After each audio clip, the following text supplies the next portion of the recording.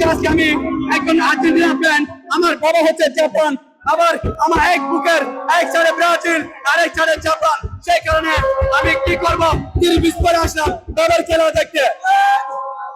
এটা হচ্ছে এখন জাপান হচ্ছে আমার বাবা। আমার বাবা আজকে জিতবে। বাবা তুমি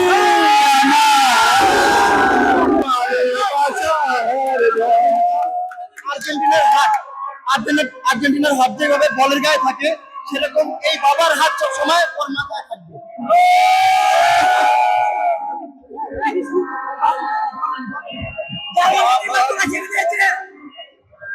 জাপান আমাকে ছেড়ে দেয়, জাপান আমাকে ছেড়ে দেয়নি। আমি ব্রাজিলের আর্জেন্টিনা আছি, আমি আর্জেন্টিনা থাকবো। পরবর্তী ব্রাজিলের যে টিভিতে হবে আমি তাকে বাবা রাখবো। আসলে জাপানকে কি বাবা বলছেন কেন? কারণ ব্রাজিল হচ্ছে রাইভাল টিম, সেই কারণে ব্রাজিলের বিপক্ষে যদি গুলিস্তান টিমও খেলে আমি গুলিস্তানই সাপোর্ট করবো, আমি গুলিস্তানকে বাবা রাখবো। প্রতিদিন ম্যাচে কি বাবা চেঞ্জ করে ফেলে?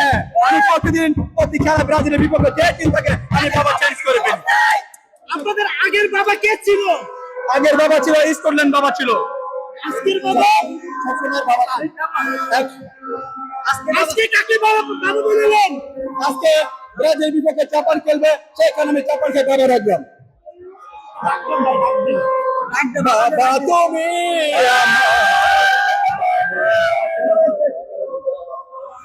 আপনার টিভিতে কি আসলে আপনার ছেলে কিনা?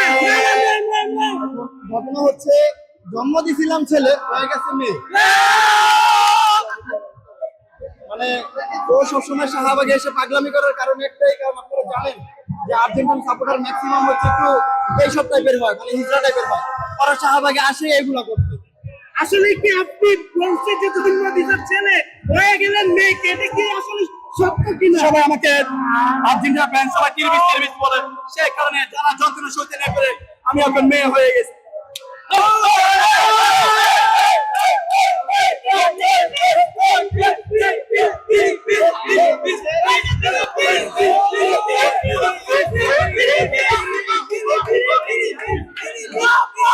এটাই হচ্ছে আমার ছেলের সমস্যা।